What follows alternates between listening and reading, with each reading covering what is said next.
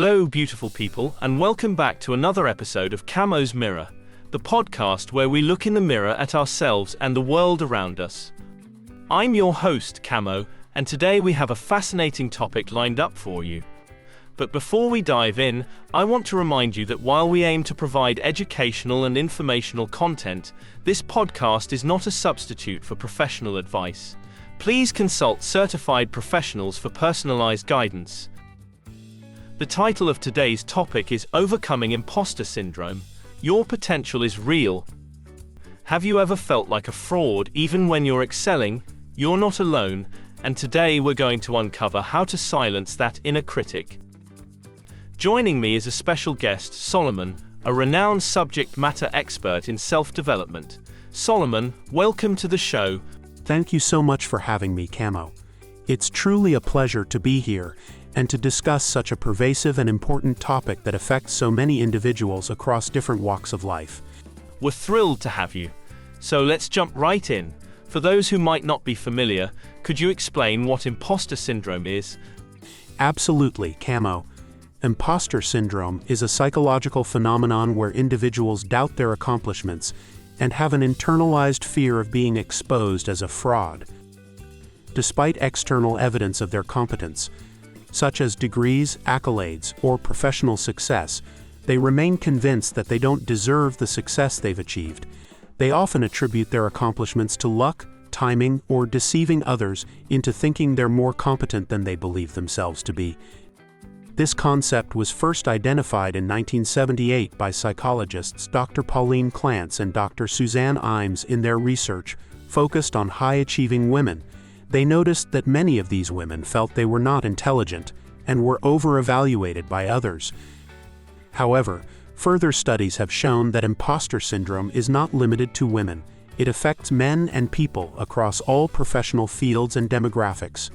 That's fascinating, and I think relatable for many of us. What are some common signs that someone might be experiencing imposter syndrome? Certainly. Common signs include perfectionism, where individuals set excessively high goals and feel disappointed when they fall short. They might overwork themselves to compensate for their self-perceived inadequacies, often leading to burnout. Another sign is attributing success to external factors rather than their own abilities. For example, thinking, "I only got that promotion because I was lucky," or "they haven't realized I'm not as good as they think." People experiencing imposter syndrome may also fear that they won't live up to expectations, which can result in anxiety and procrastination. They might avoid seeking new opportunities or challenges due to the fear of failure or being found out. Additionally, they often have difficulty accepting compliments or praise, dismissing positive feedback as flattery or pity rather than genuine recognition of their skills. It sounds like a heavy burden to carry. Why do you think so many high achievers struggle with this? That's an insightful question. High achievers often set very high standards for themselves and are driven by a desire to excel. This drive can be a double-edged sword. On one hand, it propels them to achieve remarkable things. On the other hand, it can lead to intense self-criticism when they perceive themselves as not meeting their own expectations. There are several factors at play. Early family dynamics can contribute significantly. For instance, if someone grew up in an environment where success was highly valued or conditional upon performance, they might internalize the belief that they are only worthy when they achieve it. Additionally, societal pressures and stereotypes can exacerbate these feelings. For example, minorities or women in predominantly male fields may feel additional pressure to prove themselves, leading to heightened self-doubt. Moreover, the phenomenon of upward social comparison, comparing oneself to those who appear more successful, can fuel feelings of inadequacy. In today's digital age, where achievements are often broadcasted on social media platforms, it's easy to fall into the trap of believing that everyone else is more competent or successful. That's insightful. Let's talk about overcoming imposter syndrome. How can someone begin to allow their real potential to drive their thoughts and actions instead of that inner critic?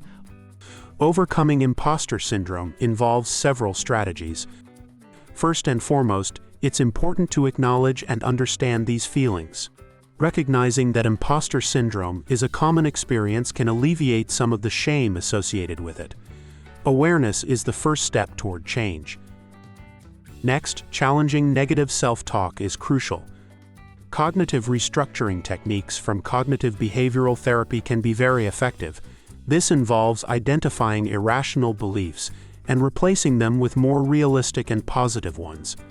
For example, if someone thinks, "I'm not good enough for this role," they can challenge that by listing their qualifications and past successes that demonstrate their capability.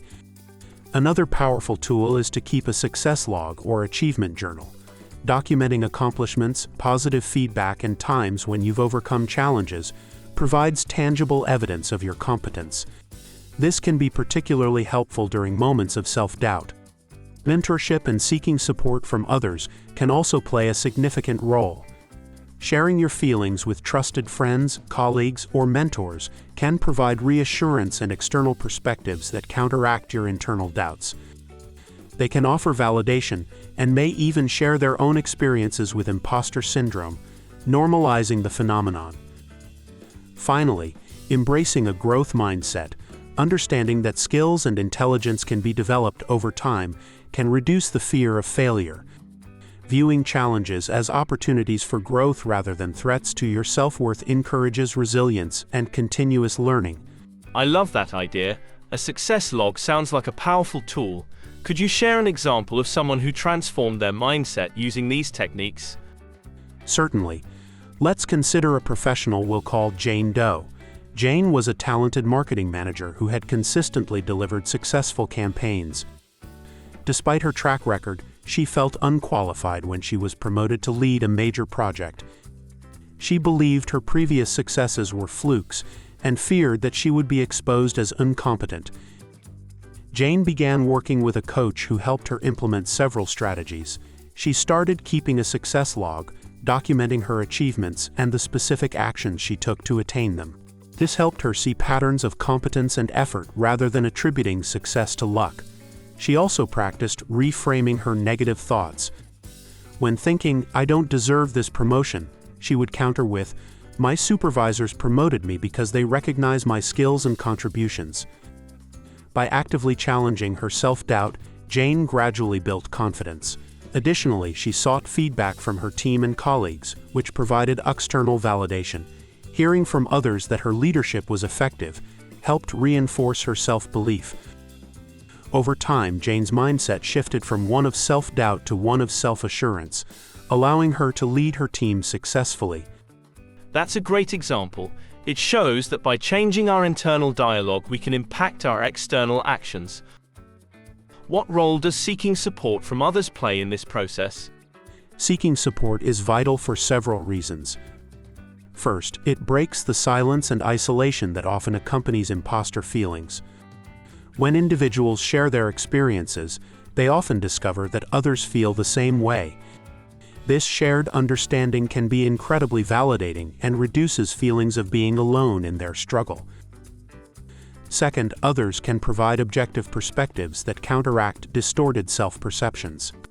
Colleagues, mentors, or supervisors can highlight strengths and accomplishments that individuals might overlook or undervalue.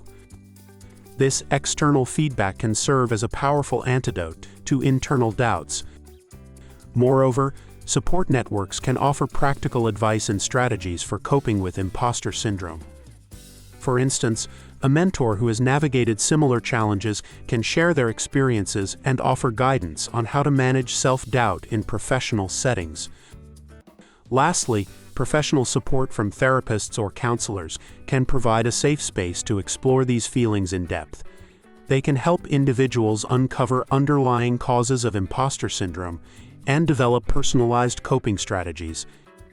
It's comforting to know that we don't have to navigate these feelings alone. You mentioned earlier that imposter syndrome can affect anyone. Are there any fields or industries where it's particularly prevalent? Yes, imposter syndrome is notably prevalent in high-achieving and competitive fields. In academia, for instance, students and professors may feel immense pressure to contribute original research and achieve recognition, leading to self-doubt about their abilities.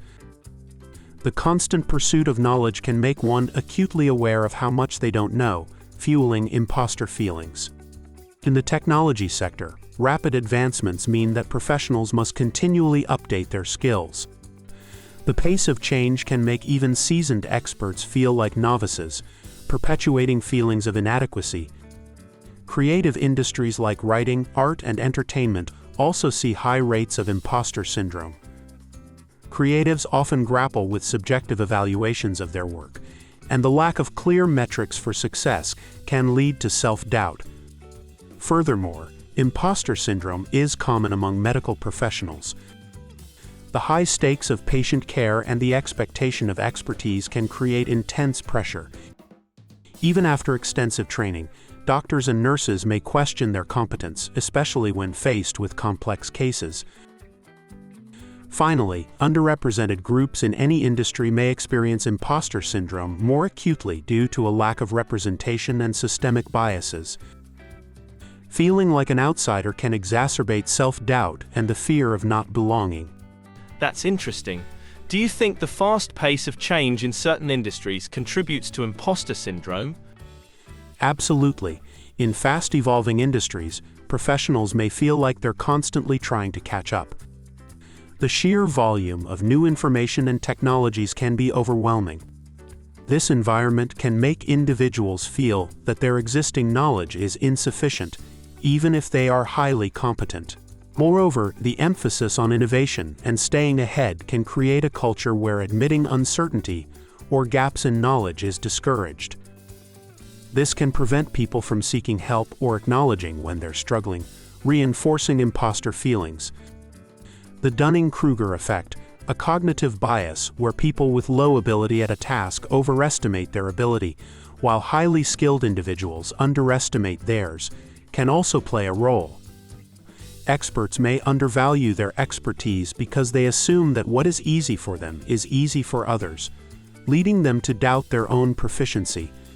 Great point. Let's delve into the impact of perfectionism. How does striving for perfection feed into imposter syndrome? Perfectionism is closely linked to imposter syndrome. Perfectionists hold themselves to impossibly high standards and may view anything less than a flawless performance as a failure. This black and white thinking ignores the reality that perfection is unattainable and that mistakes are opportunities for learning and growth. Perfectionism can lead to procrastination, as individuals may delay starting tasks out of fear that they won't meet their own standards. It can also result in over-preparation and difficulty delegating tasks, as they may believe that only they can achieve the desired level of quality.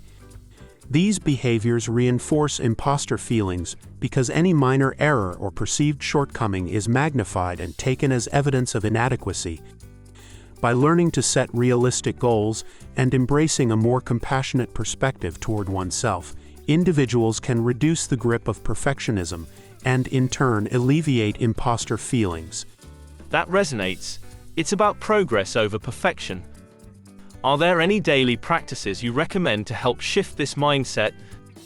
Yes, there are several daily practices that can make a significant difference. First, mindfulness meditation can help individuals become more aware of their thoughts and feelings without judgment. Second, practicing gratitude can shift focus from what's lacking to what's abundant in one's life. Keeping a gratitude journal where you write down things you're thankful for each day can foster a more positive outlook. Third, setting and acknowledging small, achievable goals can build confidence. Instead of only recognizing major accomplishments, celebrate incremental progress. This reinforces a sense of capability and momentum. Additionally, affirmations can be powerful. Writing or speaking positive statements about oneself can help rewire negative thought patterns. For example, affirmations like, "I am competent and capable," or "I embrace challenges as opportunities to grow," can reinforce a positive self-image. Finally, limiting exposure to social comparison, such as excessive time on social media, can reduce feelings of inadequacy that stem from comparing oneself to others' highlight reels. Self-compassion, such a powerful concept. Do you have any resources or books you'd suggest for listeners who want to explore this further? Certainly. The Imposter Cure by Dr. Jessamy Hibbard is an excellent resource that delves into the roots of imposter syndrome and offers practical strategies for overcoming it. Dr. Kristen Neff's Self-Compassion, The Proven Power of Being Kind to Yourself is another highly recommended read. She provides research-backed techniques for cultivating self-compassion, which is crucial in countering imposter feelings. For those interested in Mindset, The New Psychology of Success by Dr. Carol Dweck explores the concept of fixed versus growth mindsets and how adopting a growth mindset can enhance resilience and achievement. Lastly, Daring Greatly by Brené Brown discusses vulnerability and the courage to be imperfect, which aligns closely with overcoming imposter syndrome. Those sound like excellent resources. Before we wrap up, Solomon, what final thoughts would you like to leave our listeners with? I'd like to emphasize that experiencing imposter syndrome is a common and shared human experience, especially among high achievers. It's important to remember that feelings are not always facts. Just because you feel like an imposter doesn't mean you are one. Embrace the idea that everyone has moments of doubt, and that vulnerability is a strength, not a weakness. By acknowledging these feelings and actively working to challenge and reframe them, you open the door to personal and professional growth. Allow yourself to recognize and celebrate your achievements. Give yourself permission to be proud of your hard work and the skills you've developed. Surround yourself with supportive individuals who uplift you and encourage your growth. Lastly, be patient and kind to yourself. Overcoming imposter syndrome is a journey, not a destination. Each step you take towards self-acceptance and confidence is a victory worth acknowledging. Inspiring words. Solomon, it's been an absolute pleasure having you on the show. Your insights have been incredibly valuable. Thank you, Camo. It's been an honor to be here. I hope our conversation today helps our viewers and listeners recognize their own worth and take steps toward embracing their full potential. I'm sure it will. To all our viewers and listeners, remember that you are more capable than you think, and your potential is real. If you've enjoyed today's episode, please subscribe to Camo's Mirror podcast, like, share, and consider leaving a comment. We'd love to hear your thoughts and experiences. Until next time, keep reflecting and stay true to yourself.